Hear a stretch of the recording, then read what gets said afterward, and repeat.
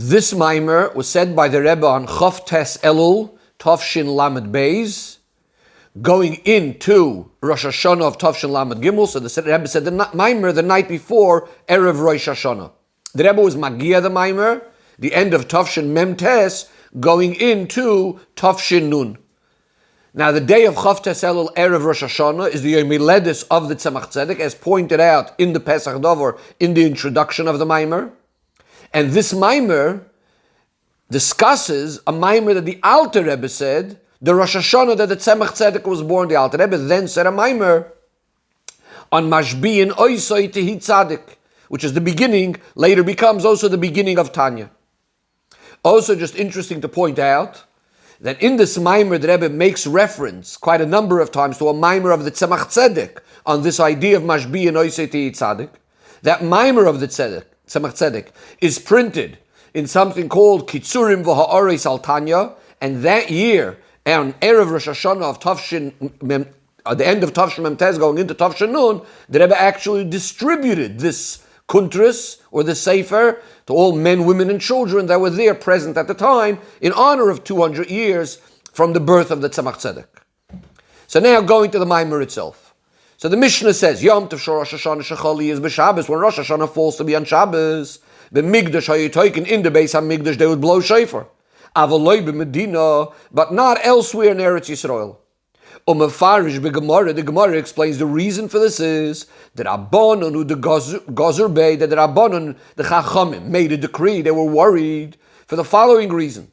The Hakoil Chayavim b'Tkiyas Shofar. On the one hand, every single Yid is obligated in hearing shofar. But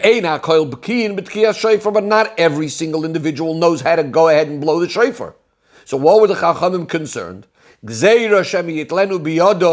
are concerned that maybe there will be someone that doesn't know how to blow the shofar, but he has a shofar, and he will go with the shofar. He will go to an expert, lilmoid, to learn, to know what to do, and thereby Chas v'shalom, ending up carrying the shofar in the Reshus Harabim. So that's what the Gemara says. Now it's known what is asked in the Maamorim regarding this. Maro Chazal lidchois mitzvahs asei doiraisa. What did the Chazal see it? Why did the Chazal see it fit to push off a mitzvahs asei from the Torah? Ubefrat mitzvahs shofar, especially the mitzvah of shofar. She mitzvah Rama v'nisa ma'oid, which is a very, very great and special mitzvah that achieves so many inyanim, as Chassidus explains, how it's such a general mitzvah. And why would the Chachamim push off this mitzvah, mishum gzeira ba'alma, because of this decree, this concern? In the square brackets, the Rebbe adds, ubefrat achshav, especially nowadays, that it's not even so common to have a proper Reshus Harabim, for which then one would be chayev min haTorah to carry 4 amos. And therefore, if it's not a proper Reshus Harabim midoiraisa, usually, so then if a person is going to carry it, he's only going to be over, usually on an Isur D'Rabbanon. So therefore, the whole decree, we're pushing off a mitzvah's Esed D'Oraisa just out of concern, because maybe a person is going to end up doing an Isur D'Rabbanon. To make the question stronger, V'gam, furthermore, Hariach Shash Ulehedioitim V'kalei Hadas. Now this is the expression brought in the Maamorim, and we'll discuss this expression in a moment. But the Chash, this concern, says in the Maamorim, is only for the Hedioitim. Hedioitim means for simple people. The Kalei Hadas, and people that are lightheaded, people that are careless, people that are not such great Yirei Shamayim. So to explain this term, so in Ha'ara 7 over here, the Rebbe points out that this is the expression, the way it's brought in a number of Maamorim. And the Rebbe says, V'yeshloimar, the reason why we have this expression, Hedioitim and Kalei Hadas, Hedioitim means we're worried about people that don't know the dinim of Tkiyas Shofar. So that's number one. And Kalei Hadas, this is an explanation why we're speaking about that. In addition to the fact that they don't know the dinim of Tkiyas Shofar, there's people that are not so careful with with their observance of mitzvahs, etc. And that's why we're concerned that they may end up carrying an Rishus Harabim. So back inside the Maamar. So who are we concerned about? We're concerned about certain illiterate people, Kalei Adas, people that are not so careful with mitzvahs. The Eich Manu B'Shvil Zeh Mitzvah Mikama Tzadikim Gedolim V'Toivim. How does it make sense that so many great Yidden should lose out on the mitzvah because of the concern of these few people that are the Hediotim and Kalei Adas? So this is a general question that's asked in many places of Chassidus. The Rebbe is going to give us the brief point of what the answer that Chassidus usually gives, but then the Rebbe is going to take it further because the Rebbe is going to be asking questions on this beer. So it's known that the general explanation for why we don't blow shofar on Shabbos, even though it seems to be a very far-fetched gzeira, so the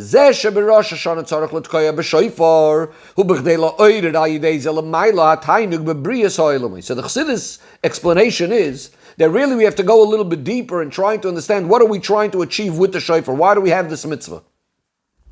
The mitzvah is achieving something.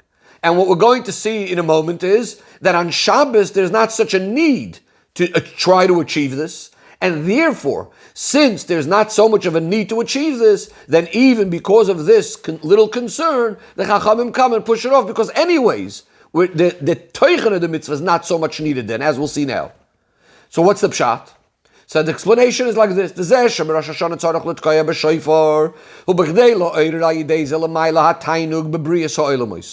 Chassidus explains that every single Rosh Hashanah, Hashem is recreating the world anew. And in a certain sense, Hashem is, so to speak, deciding anew about having the worlds. And in order to have Hashem be interested, so to speak, in creating the world, we need to arouse Hashem's tainug, Hashem's pleasure in creating the world. So now we come to Shabbos. Since on Shabbos, the level of Hashem's tainug is anyways expressed. Hashem's tainug is anyways there. That's the whole idea of Shabbos. Shabbos is a day of oinik. Shabbos is a day of tainug. Lochein, therefore, since on Shabbos the tainug is there anyways, and what are we trying to achieve on Rosh Hashanah? Hashem's tainug. So Rosh Hashanah shechali is b'Shabbos. Therefore, when Rosh Hashanah falls on Shabbos, ha-mitzvah d'tchiyah shofar oina b'toikav kol kach. The need for the shofar, the mitzvah is not in the same full force. Im kol hashturim. It's not with the same extent, as would be the case when Rosh Hashanah falls out during the week, where we much more need that effect of the shofar. And that's why the Chachamim come along and say that since there's this chashash, this concern about carrying in the Rishus Harabim, they push off the mitzvah of shofar. In other words, if the mitzvah of shofar, in fact, was needed as much on Shabbos as well, then the Chachamim, of course, wouldn't push it off. But since the whole idea of shofar is now on a much lower level as far as how much it's needed to achieve what it needs to achieve, so the Chachamim could now come along and say that because of this concern, they push it off. If that's the case, you're going to ask, so why in the Beis HaMikdash did they blow on Shabbos? The reason why they blow on Rosh Hashanah when it falls on Shabbos in the Beis HaMikdash, because really, even in this idea of Hashem's pleasure that we're drawing down through shofar, the truth of the matter is there's many different levels of tainig as well. The dargas ha-tainug sheimshichu aydei tkiyas shofar b'mikdash hinailis yoser midargas ha-tainug de Shabbos. When we blow shofar outside the Beis HaMikdash, we're drawing down one particular level of Hashem's tainug. In the Beis HaMikdash, because it's the Beis HaMikdash, because it's a holier place, when they blew shofar, they were actually drawing down a greater level of Hashem's tainug. When we say that Shabbos matches the level of tainug of shofar, tainug matches the shofar that we blow outside the Beis HaMikdash. But the tainug, the light of Hashem that's drawn down in the Beis HaMikdash is something higher than that which can be drawn down through Shabbos. And therefore, even when Rosh Hashanah falls on Shabbos and the Beis HaMikdash, the shofar is blown, because Shabbos would have not achieved what the shofar in the Beis HaMikdash could achieve. So this is, again, really, if you want a synopsis of many Maamorim of Chassidus discussing the main point of why we don't blow shofar on Shabbos. So now comes what the Rebbe asks. Beis, v'tzarech lav, we need to understand. Let's understand what's Rosh Hashanah generally, and why are we trying to bring down Hashem's Tainug through our shofar. Says the Rebbe, Hara Yedua, it's known, why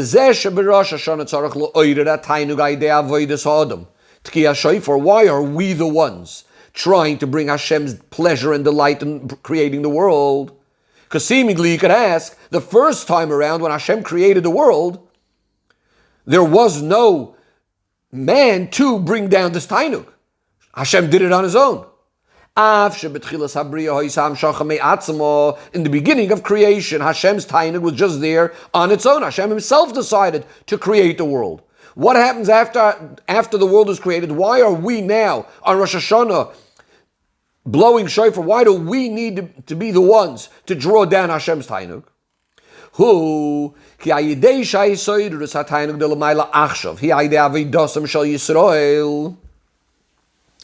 שהשורש די ישראל הוא בעצמוס, התיינוג שנמשך עכשיו הוא ניילה יויסר מהתיינוג שנמשך מצד עצמי בתחילת הבריאה. So the Rebbe gives us a general rule, a general idea, that which we achieve through our avodah is much deeper and much greater than that which could come down by itself. Yidden are rooted in the very, very, very essence of Hashem. So yes, there is the idea that Hashem initially, with his own kindness, decides to create the world, but that in a certain sense is more of an external level, so to speak, of Hashem's tainug or interest in the world. It's Davke Yidden, because they are rooted in the essence of Hashem. So when they do avodah, they are now going to draw down a much greater level than that which came down originally just by itself. So here comes the Rebbe's question.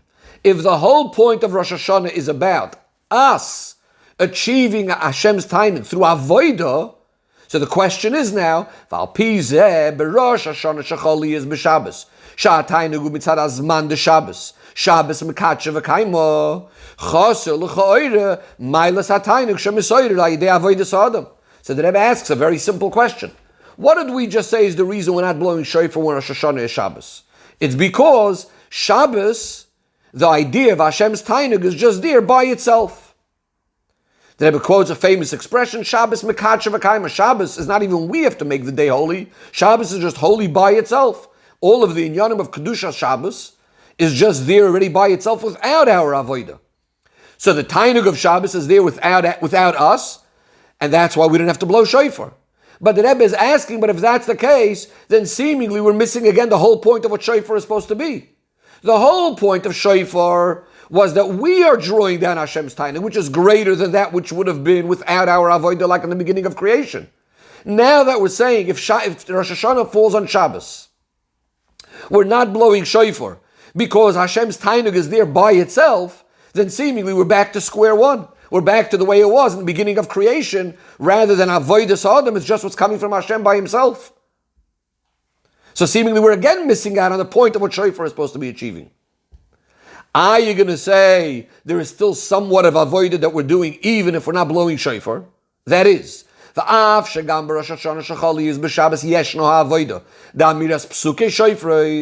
it's true that we don't blow shofar. But in the Musaf Shmoneh Esrei, we have the three brachas of Malchiyah, Zechroinus, and Shofros. And in Shofros we say different psukim about shofar. Now Chassidus explains that these psukim are also achieving something major. So it seems to be that there is some sort of avodah. Chassidus explains that what the psukim are doing is that usually when we have a mitzvah, the mitzvah itself is drawing down a certain godly energy, obviously.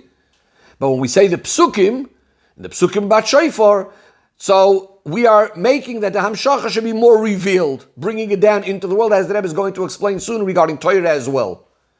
So this is what the Rebbe is saying. So l'chayra, we do have some sort of avodah. We're saying the psukim of shofars, but the Rebbe says, but l'chayra, we're still missing the main thing. Hari amiras hapsukim hi b'chdei hamshacha tiyeh begilui. The psukim are there more about just revealing whatever the Hamshacha is, whatever that revelation, and that which was drawn down should come down in a revealed way. But the actual Hamshacha itself, the actual drawing itself, would have been through the shofar, usually. And now in this case we're saying that it's happening through Shabbos. But that again means, l'chayra, we're missing the main avodah, the main Hamshacha, to draw down this higher level, which should be happening through shofar because of avodah. That's what we're missing. We only have the gilui of whatever Hamshacha is happening through shofars. In other words, on a regular year, that would be through blowing shofar. And now it's going to be just by Shabbos itself, which again means, l'chayra, we're missing the avodah. We have some sort of gilui of whatever is coming down, but the avodah itself, which is the one that's supposed to be drawing down the higher oil, was l'chayra missing. Let's see inside. So the Rebbe says that even though we have the psukim, and so the psukim are there only, the psukim are just causing the hamshacha, whatever is being drawn down should be more revealed. What does this mean? As it's explained in the famous Hemshech of Yom Tov Rosh Hashanah of Samach Vav, the hamshacha shaydei hamitzvos eina begilu kol kacha. He does a mitzvah, and yes, he's drawing down a likus through the mitzvah, but not necessarily anything could be noticeable or visible so much in the world itself. V'hagilui hu aidei ha-Torah. Torah is the one that reveals what's really happening. Torah is the one that shines the light and reveals and expresses what elikus is being drawn down. And the same thing is the idea of the psukim. V'lochein, b'chdei shetiya hamshachas hatainuk shaydei kiyu mitzvahs tkiya shofar tiya begilui, hu aidei amiras psukei shofar. So we blow the shofar. By the shofar itself, we're drawing down Hashem's tainug and the different levels that we're drawing down. But when we say the psukim of shofars, since psukim are part of Torah, we just said Torah is Torah, or Torah is a Torah of light. The psukim are revealing the gilui elikus that we draw down through the shofar. In fact, says the Rebbe, that even explains to us why we say the psukim on Shabbos. This is also why we say these psukim on Shabbos. Even though everything's happening by itself anyway, so why do we need to say any psukim?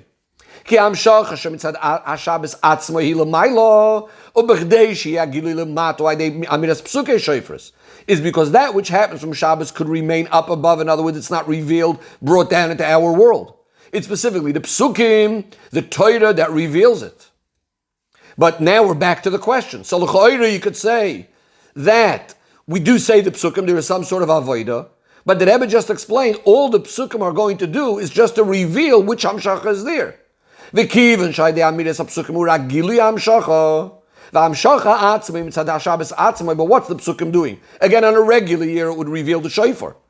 This year, when Rosh Hashanah is Shabbos, it's revealing what Shabbos achieved.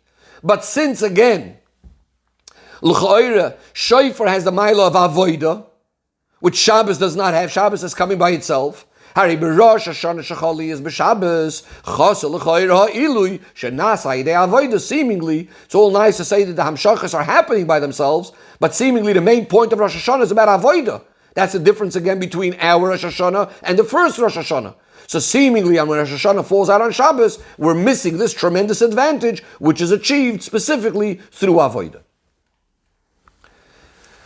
So before getting back to the psukim of the shofaris and the avodah that we achieve through the shofar, which is going to be towards the end of the Maamar, the Rebbe is going to look at what we mentioned right in the beginning about the Maamar of the Alter Rebbe on Mashbi and Oisei Tehi Tzadik. Siv Gimel. So we're going to understand this first. Based on what the Razal say, the Gemara says, Mashbi and Oisei Tehi Tzadik Chulu, that before Neshama is born, right when the Neshama is about to come into this world, so he's made to take an oath that he's going to be a Tzadik, and so on. So the Frierdiker Rebbe said, in the name of the Tzemach Tzedek, Asher Bereish Hashanah Harishoina L'chayav, that on the very first Rosh Hashanah of the life of the Tzemach Tzedek, again the Tzemach Tzedek is born on Erev Rosh Hashanah. So on that very Rosh Hashanah, this is the Rosh Hashanah of Shnas, Tov Kuf Nun, Amar Admur Azaken Drush Mashbi Noiseti Tzadik Chulu. The Alter Rebbe said this Maamar on the words Mashbi Noiseti Tzadik. V'hu Ashloishes Prakim Harishonim Shel Sefer HaTanya. That Maamar consisted of what would become the first 3 Prakim of Tanya. Interesting to point out, in Ha'ara 17, the Rebbe says that we just mentioned that the Maamar was about the first 3 Prakim of Tanya. The very end of the 3rd Perek of Tanya is about the level called Das. And as discussed in other sichos, the Tzemach Tzedek corresponds to this level of Das. In many places it's discussed that the Alter Rebbe, the Mittel Rebbe, and the Tzemach Tzedek correspond to Chochma, Bina, and Das. Back inside the Maamar. So the Alter Rebbe says this Maamar. What's the connection with Rosh Hashanah? Why is he saying this Maamar on Rosh Hashanah? And also how it's connected specifically to the birth of the Tzemach Tzedek. Says the Rebbe, L'Rosh Hashanah. What's the connection between all this and Rosh Hashanah? Al pi hamavur b'Likutei Torah, because it's based on what says in Likutei Torah.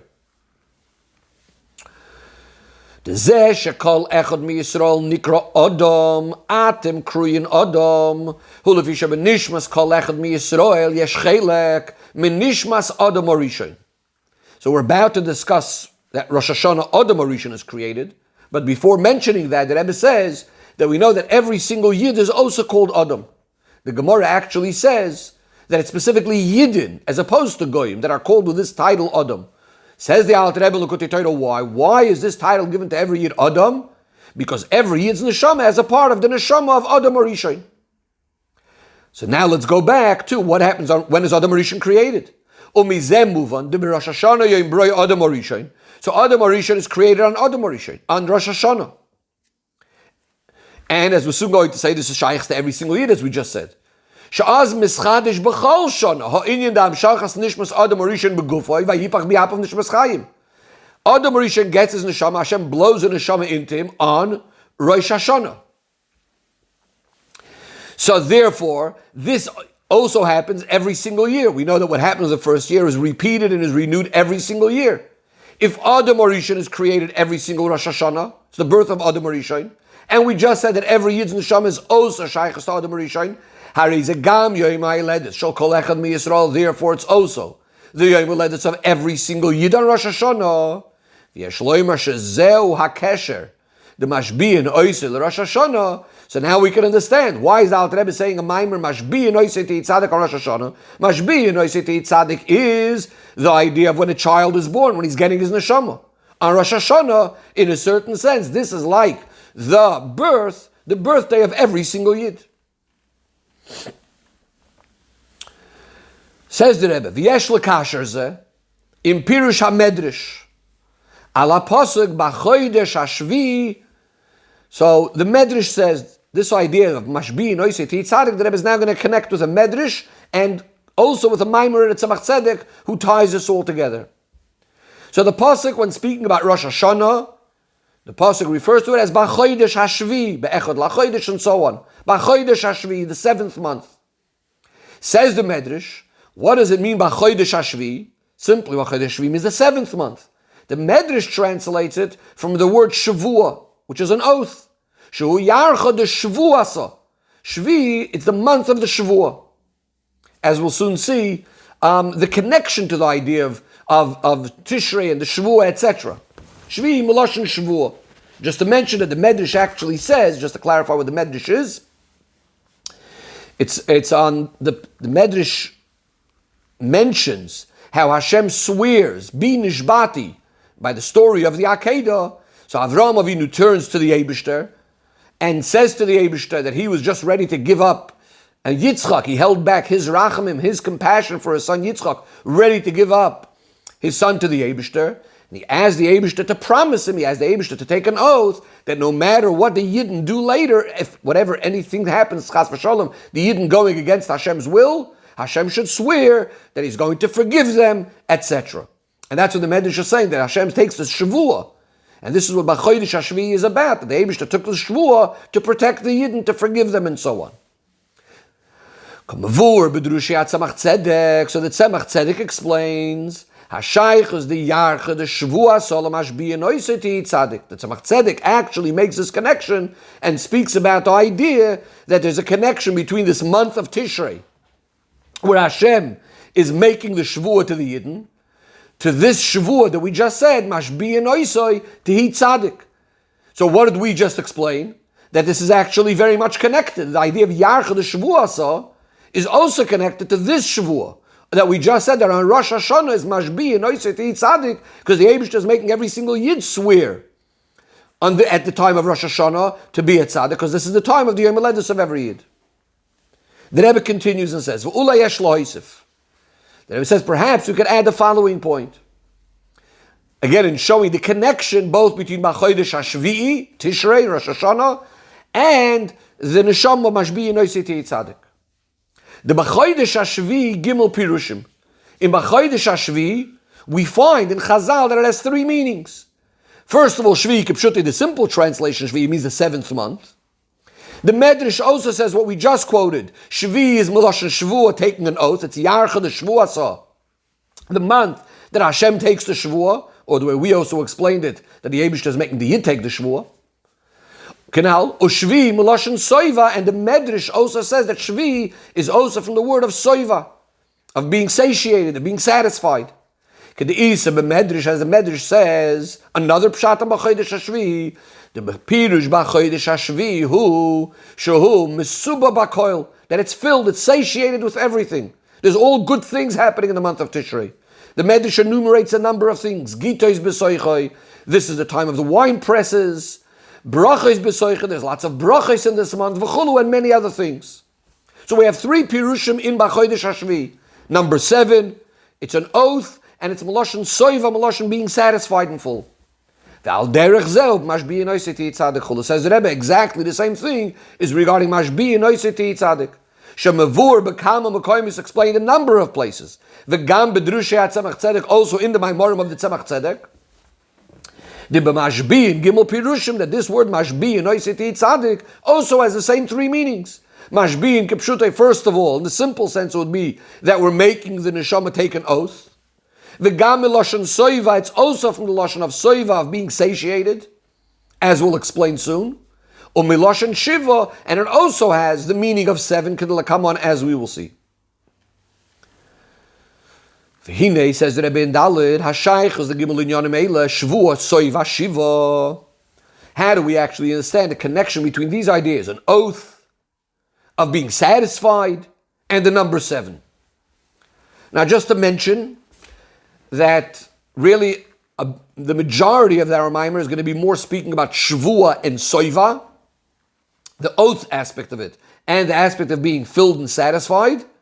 But the Rebbe will also briefly also discuss the idea of Shiva, the idea of 7 a little bit later on as well. So the Rebbe explains, what's the connection between these ideas? What does it mean when someone takes an oath? What does it mean when a person takes a Shavuah? It means he's connecting himself with whatever he's promising about, with the very, very deepest part of himself, completely with his essence. Just like in the literal sense, when a person takes a Shavuah to do something, why does a person taking a Shavuah?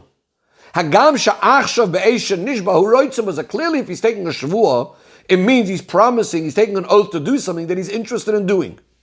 Well, if he's interested in doing it, then why does he have to swear that he's going to do it? So the reason one takes a Shavuah,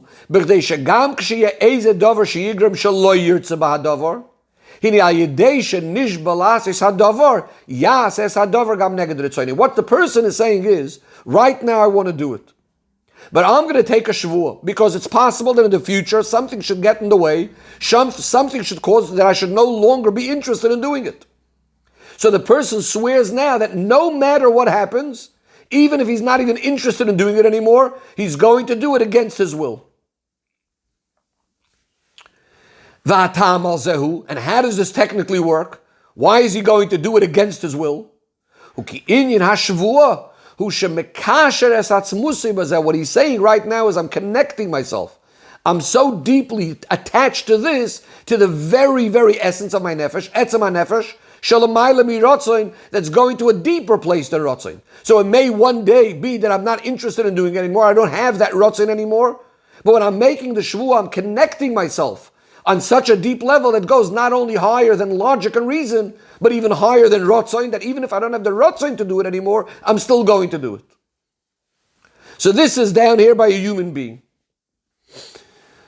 The Rebbe now applies it to a shvuah that Hashem makes. So too, when Hashem makes a shvuah, the Inyan HaShavua, when Hashem makes a shvuah, who K'moisha Kosav is as we have. In a number of psukim, the Rebbe points out again in the Ha'aris over here, which pasuk it's exactly referring to. Because there's one pasuk that says about it by Avraham Avinu, there's another pasuk that we're going to mention later on, a pasuk in Yeshaya. But the point is that it says when Hashem makes a shvuah, he uses the expression, Bi nishbati. I am swearing. Sometimes someone swears by someone else's life. Hashem says, I'm swearing by myself. Bi ba'atzmusi, I'm swearing by my own essence. Ukamuvur, Badrushim, as explained in the Maamar, the Bi, koyal atik. So Hashem says Bi. It's referring on this highest, greatest level known as atik. V'yadua sha'atik ubchinash tachtoyna shebematzil shalamayla mishoyrish hanetzolim. So just very, very briefly what this means. In Chassidus and other places it explains that in the level of keser, which is known as higher than ishtalshalus, higher than atzilus, usually we say there are two aspects to the level called keser. Keser is considered like an intermediary between the Ein Sof that's completely beyond anything, and the Netzolim higher than the worlds. But in between, Kvayochel, the Matzil, between Hashem himself and the Netzolim, the things in Atzilus, we have this level called Keser, which is an intermediary, and this itself has, so to speak, two parts. One part is called Tachtoyne Shebematzil, the lowest level, Kvayochel of the Matzil of Hashem, the way Hashem is making Atzilus. And then you have the level of, that's Atik, and then you have the level called Arich, the lower part of Keser, which has already some sort of relationship with the Netzolim. It's called already the Shoyrish, the root for the Netzolim. Atik, on the other hand, is completely higher even than being a Shoyrish, than a root to the Netzolim. So similar to what we said, when a person takes a shvuah, he's committing himself from the deepest part of his essence. K'vayochel b'Hashem, when Hashem is taking a shvuah, it's also k'vayochel coming from that part that's completely removed and beyond of anything that's shaykhus to the worlds. Rather, this level called Atik. So now let's apply this all to the concept of Mashbi Inoi Siti Tzadik. Says the Rebbe in the second paragraph of Daled. Zeo Mashbi Inoi Siti Tzadik. This is then the Pshat Mashbi Inoi Siti Tzadik. First of all, why does the neshama need this shvuah? So it's going to be similar to the idea we said before why a shvuah is taken. You might be interested in doing something, but later there could be certain hardships or you decide you're not interested anymore. So let's see how this all works by the neshama. The reason why this neshama is given to the tzaddik, that the tzaddik needs, that the neshama, has to take this shvuah that he's going to be a tzaddik. Hagam shezel is tzaddik who rotzin on neshama, even though that's what the neshama wants to do anyways. Of course the neshama wants to be a tzaddik. Is because as a result of coming down into the guf and the nefesh habahamis, it's possible that the guf and the nefesh habahamis are going to conceal, are going to put blockages over the neshama. Now that is not only true as far as technically speaking, in our world, the nefesh habahamis, the Yetzer Hara, could come along and cause certain problems to the neshama. But really, even if we look spiritually, on the nefesh olikis and the nefesh habahamis, in a certain sense, the nefesh habahamis does have greater powers than the nefesh olikis. Says the Rebbe, b'fratcha shoyrish nefesh olikis hu betikun v'shoyrish nefesh habahamis hu betoyu shekadam letikun. We know that we have in the higher worlds, we have the world of Atzilus, generally also referred to as the world of Tikkun. The world of Toyu is a world that's higher than the world of Tikkun, higher than Atzilus. The Nefesh Olikis is coming from the world of Tikkun. The Nefesh Habahamis is coming from a place that's higher than Atzilus, higher than the world of Tikkun. So the Nefesh Habahamis, in a certain sense, has a greater power, a greater force. Here, the Nefesh Habahamis is going to come and try to block the Neshama. This is the pshat of this oath that's administered to the neshama. That's the neshama is being made to take. The Inyan Hashavuahu Hamshach Has Shoirish Haneshama Kimoishi Mushreshes Ba'atz Musairin Soif Lamaila Mio Inyan the Toyo Vatikun Vayidezet Tuchali His Gabriel and Nefesh Abahamas. So the Rebbe explains like this. There's something called Seder Ishtalshalus. Seder Ishtalshalus is the whole hierarchy on the different worlds and the different rungs, etc., etc. So we have the world of Atzilus, we have the world of Toyu that's higher than Atzilus, Toyu and Tikkun, and Toyu is higher than Tikkun, and the Nefesh Bahamas is coming from a place that's higher than the world of Atzilus, higher than Tikkun, higher than where the Nefesh Elikis is coming from. But that's only as far as the Seder Ishtalshalus is concerned, as far as the regular order of things are concerned. But the truth of the matter is that the neshama in the very root, in the very highest place where the neshama comes from, it's rooted in a place that's much higher than Toyu and Tikkun put together. It's really rooted in the very, very essence of Hashem.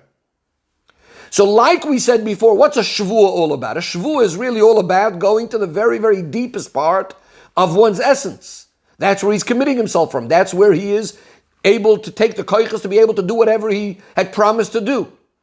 Says the Rebbe the same thing over here. Mashbi'in oiseti tzadik means that we are drawing down, we're bringing down that shoirish haneshama into the neshama to give it that ability to be able to overcome the nefesh habahamis. So that was so far we translated the word mashbi'in. Mashbi'in oiseti tzadik. That's what the oath is all about, connecting him to shoirish haneshama. This also now explains the other pirush of mashbi'in from the word of masbi'in, v'zeu mashbi'in oisu gam eloshen soiva. It also has the meaning of being filled, being satiated, being given. Why is that? The soiva hu nesinas koyach.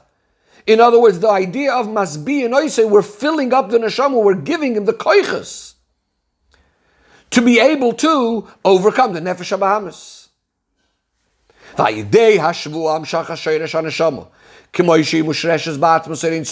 through this Shavuah, which is again about connecting the neshama with its very, very deepest root, the way he's within the essence of Hashem. If we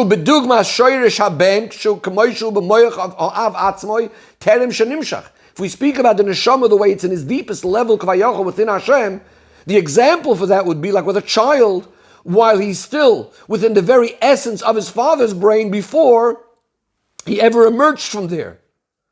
So that itself, that gives the neshama koyach to the neshama, that gives the power to the neshama. First of all, the way the neshama is up above. This is already as the neshama is starting to emerge or come down, as the child is already coming out from his father's brain.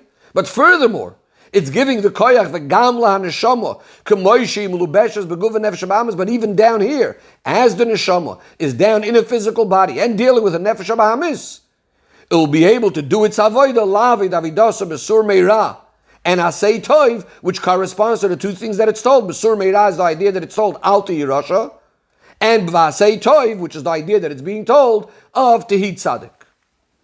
So again, in summary, what the Rebbe was telling us in this last section was we have this concept of mashbi'in oiseti tzadik, which really, as we said, happens on Rosh Hashanah. Every Yid's birth, in a certain sense, is on Rosh Hashanah. Mashbi'in oiseti tzadik. We wanted to know what's the point of the Shavuah, and we explained that the idea of a Shavuah is helping the person tap in to the deepest part of his neshama to be able to fulfill something. In our case, the pshat is that the neshama is being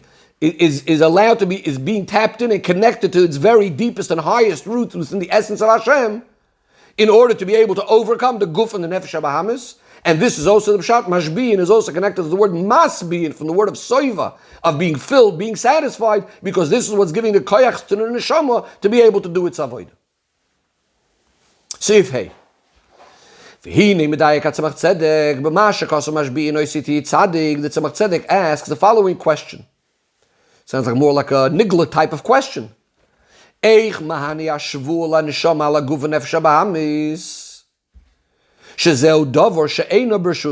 all very nice. We're giving the neshama the shavuah, we're making it take the shavuah, and we're giving it all of the koiches. But the question is more of a halachic or a nigla type of question, and obviously it's going to be al pichsidus, of how does this mashbi even work for the neshama to be able to gain its power over the guf and nefesh habahamis. Shezeu davar she'enoi b'rshusa, v'aloi eino the makna davar she'enoi b'rshusa. Seemingly, the neshama and the guf, the neshama is just coming into the guf. The neshama is being told, as it's going to come into the guf, mashbi enoisiti tzadik v'al tehi rasha. But the neshama and the guf are in two different worlds that coming from two different places. The neshama doesn't have, so to speak, the power over the guf and nefesh habahamis. It doesn't belong to it. It doesn't have it. It's in a totally different realm.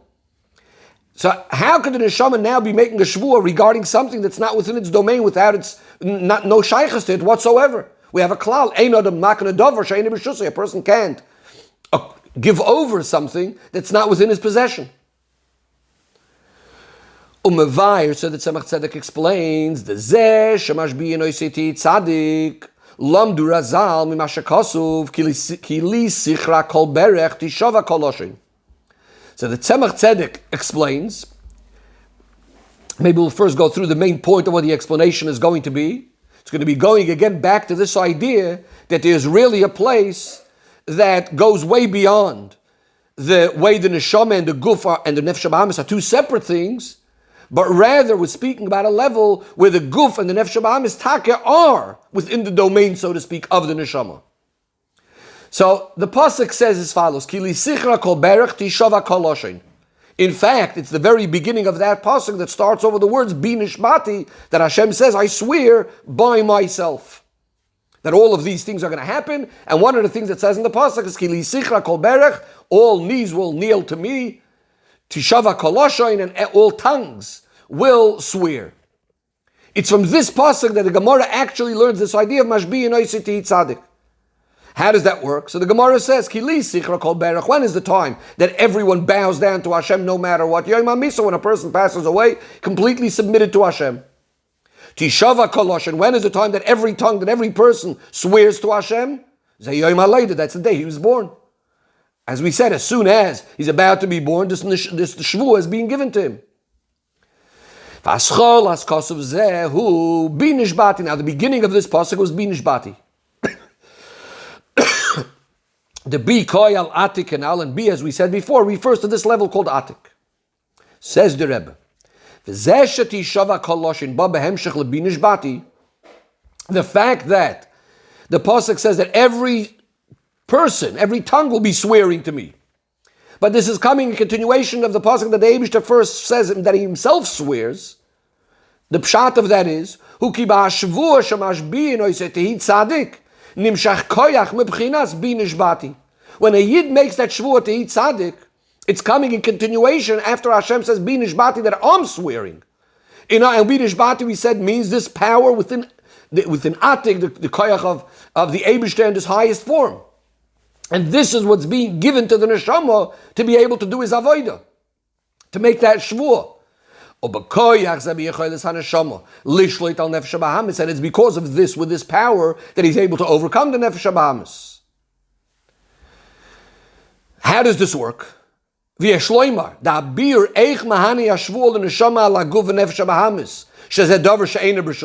answer the question of how the shvuah is going to help for the neshama over the guf if it's not something that's not even in its domain?